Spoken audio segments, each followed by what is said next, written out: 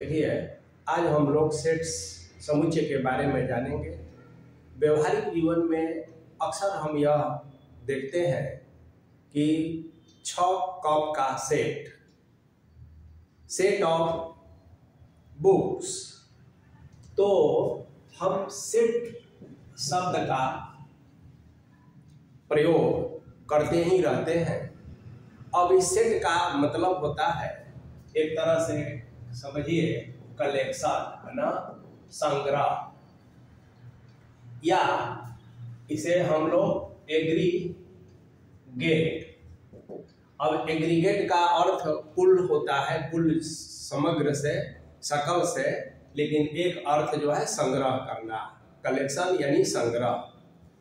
तो सेट को हम लोग ऐसे कह सकते हैं कि सेट एज ए कलेक्शन, है ना, सेट एज ए कलेक्शन या एग्रीगेट। अब प्रश्न ये उठता है कि जो व्यवहारिक जीवन का जो सेट है, इस शब्द का आए दिन प्रयोग हम करते ही रहते हैं। तो गणित में यह सेट क्या अर्थ रखता है और व्यवहारिक जीवन के सेट से यह किस तरह से अलग है या सेम है, तो देखिए, इस पर हम लोग विचार करेंगे कि हम कलेक्शन जब की बात करते हैं तो कलेक्शन ऑफ ऑब्जेक्ट्स, ठीक है ना, कलेक्शन ऑफ ऑब्जेक्ट्स। अभी ऑब्जेक्ट्स में लिविंग, नॉन लिविंग कुछ भी हो सकता है। नदियों का संग्रह, कलेक्शन ऑफ रिवर्स, पुस्तकों का संग्रह, collection of books, collection of mountains. तो इस तरह से हम कलेक्शन की बात करते हैं। अब यदि हम यह सोचें कि क्या यह कलेक्शन ही सेट है, तो मैथमेटिक्स में यह नहीं है। मैथमेटिक्स का जो सेट है वह किन मायनों में व्यवहारिक जीवन के जो सेट शब्द का हम प्रयोग करते हैं या जो कलेक्शन, संग्रह की बात करते हैं, तो उससे अलग है। तो फिर हम सेट्स को किस तरह से परिभाषित करें, क्या इसका डिफिनीशन दें और किस तरह से इसको हम समझें। तो देखिए, आप ये समझिए कि सेट को परिभाषित करना संभव नहीं है।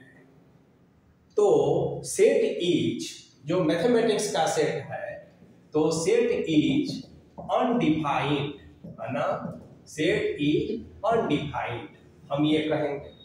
अब आपको आश्चर्य लगेगा कि ये सेट इज अनडिफाइंड क्यों? तो इसमें कोई आश्चर्य का विषय नहीं है। मैथमेटिक्स में ऐसे बहुत से टर्म्स हैं, ऐसे बहुत से कंसेप्ट हैं जो अनडिफाइंड है, जिसका एग्जैक्ट परिभाषा नहीं दिया जा सकता है।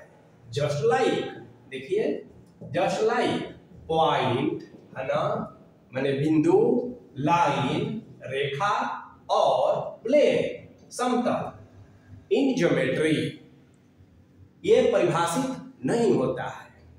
और जो परिभाषा दिया जाता है तो एक्चुअल में वह परिभाषा नहीं होकर वह एक इसका डिस्क्रिप्शन होता है। तो सेट में भी हम यही बात करेंगे। डिस्क्रिप्शन का मतलब होता है विवरण देना, उसके बारे में वर्णन करना। दोनों में बहुत अंतर है, डिस्क्रिप्शन और डिफिनीशन, है ना। तो डिफिनीशन यानी परिभाषा और डिस्क्रिप्शन उसका विवेचन करना, उसके बारे में बताना, विवरण देना। तो यहाँ पर मैथमेटिक्स में, गणित में जो समुच्चय है उसको परिभाषित नहीं किया जा सकता है। केवल हम उसका एक डिस्क्रिप्शन देंगे, यानी कि एक मोटे तौर पर उसको हम परिभाषित करने का प्रयास करेंगे। और बहुत सारी पुस्तकों में डिफिनीशन जो दिया गया है वो एग्जैक्ट डिफिनीशन नहीं है। जैसे कलेक्शन सिर्फ सेट नहीं हो सकता है, ठीक है ना। तो वेल डिफाइंड कलेक्शन को सेट कहा जाएगा। अब वेल डिफाइंड जो वर्ड है इसका क्या मीनिंग है, तो देखिए स्पष्ट रूप से जो है परिभाषित हो, स्पष्ट रूप से, है ना, तो वेल डिफाइंड ये एक वर्ड है। तो हम कहेंगे कि कलेक्शन कैसा होना चाहिए सेट होने के लिए मैथमेटिक्स का, और व्यवहारिक जीवन के जो सेट्स है कलेक्शन है उसे किन मानों में यह अलग होगा, तो वेल डिफाइंड के टर्म्स में। अब कलेक्शन और वेल डिफाइंड कलेक्शन दोनों में क्या फर्क है, तो देखिए वेल डिफाइंड को साफ तौर पर क्लियरली हम कह सकें कि कोई भी ऑब्जेक्ट, कोई भी वस्तु हमारे संग्रह का वो हिस्सा है अथवा नहीं। स्पष्ट रूप से यह जब हम तय कर ले कि अगर हम कोई संग्रह कर रहे हैं, वस्तुओं का संग्रह, और कोई पार्टिकुलर वस्तु हमारे संग्रह का हिस्सा है अथवा नहीं, ये स्पष्ट हो तो उसी को हम लोग, है ना, वेल डिफाइंड कलेक्शन कहते हैं। तो कह सकते हैं कि a well defined collection is called set. ठीक है ना, समझना जरूरी है। लेकिन जैसा कि आप जानते हैं यह एग्जैक्ट डिफिनीशन नहीं है, डिस्क्रिप्शन है। अब देखिए यह भी पूरी तरह से जो सेट है मैथमेटिक्स का उसको क्लियर नहीं करता है, और ऊपर से कुछ और उसमें जोड़ना पड़ता है उसके डिस्क्रिप्शन को लेकर भी। तो आइए अब एक दूसरे तरह से फिर हम लोग सेट को, है ना, डिफाइन करें, समझे, एग्जैक्ट डिफिनीशन नहीं, एक मोटे तौर पर। तो हम ऐसे कहें कि सेट एज ए कलेक्शन, और कलेक्शन के जगह पर हम लोग एग्रीगेट भी कह सकते हैं, एग्रीगेट के जगह पर क्लास भी कह सकते हैं।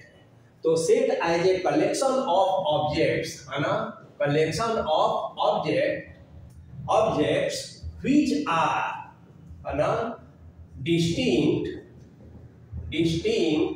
एंड डिस्टिंग्विशेबल, है ना।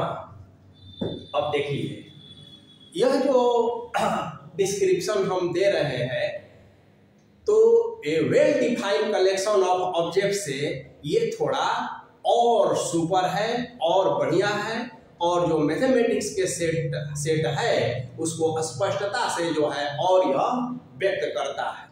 अब प्रश्न ये है कि ये डिस्टिंक्ट का क्या मतलब है, अलग अलग, और अलग अलग का यह तात्पर्य यह है कि वस्तुएं तो एक ही तरह की होंगी। जैसे आप collection of words, collection of reverse, तो रिवर है तो रिवर ही आप ले रहे हैं, लेकिन यहाँ डिस्टिंक्ट का मतलब सिर्फ इतना से है कि object is not repeated. The word distinct means the object is not repeated, मतलब कि एक ही वस्तु को सेट में दो बार प्रयोग नहीं किया जाएगा। अब इस जाए कि क्लास 11th के 5 स्टूडेंट के मैथ का जो मार्क्स है वो इतना है ना, ऐसा है।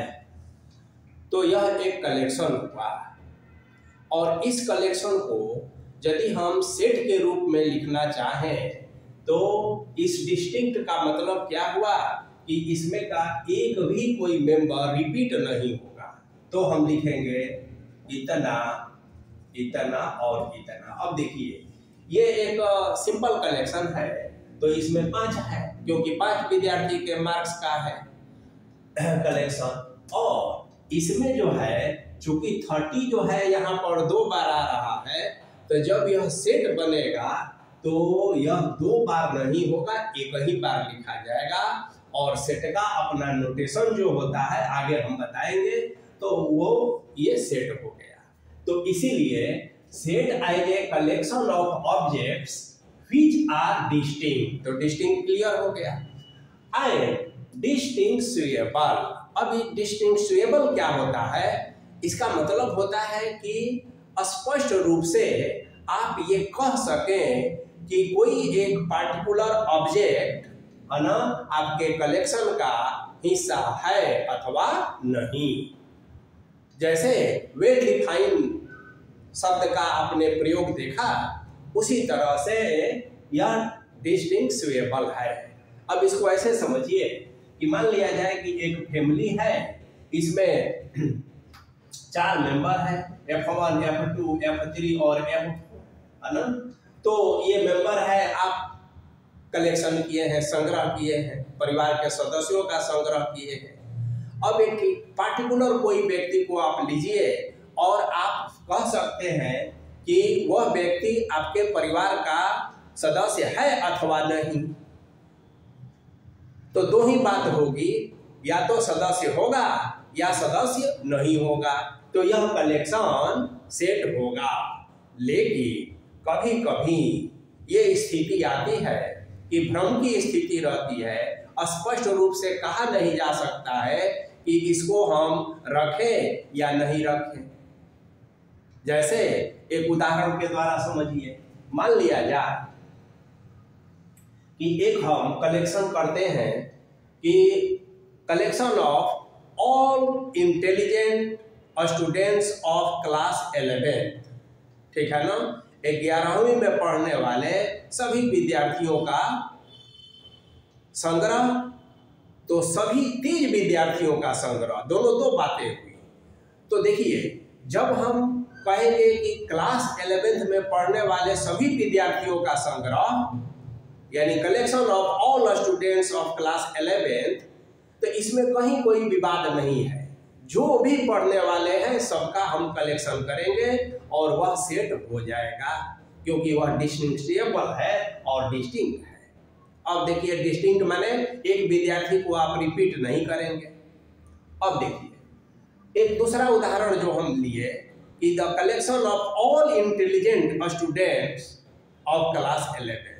अब कोई पार्टिकुलर स्टूडेंट मान लिया जाए कि एस, ठीक है ना, 1, इस पर अब विचार करना होगा कि भाई ये इंटेलिजेंट है भी अथवा नहीं। अब प्रश्न ये उठता है कि इंटेलिजेंट होने का कुछ मानक क्या तय किया गया है? ये मानक और खरा आ रहा है, नहीं आ रहा है, किसको हम इंटेलिजेंट मानेंगे? कोई भी क्राइटेरिया अगर हम तय करेंगे इंटेलिजेंट होने का, तो ठीक है ना, उस पर ये स्पष्ट रूप से कहना मुश्किल होगा कि वह उस कलेक्शन का, संग्रह का हिस्सा होगा या नहीं होगा, यानी यह डिस्टिंग्विशेबल नहीं है। तो set as a collection of all objects are aggregate या class which are distinct and distinguishable, यह जो है सेट का डिफिनीशन नहीं, डिस्क्रिप्शन है। अब जैसे हम कहेंगे the collection of all animals of the world, तो ये सेट होगा।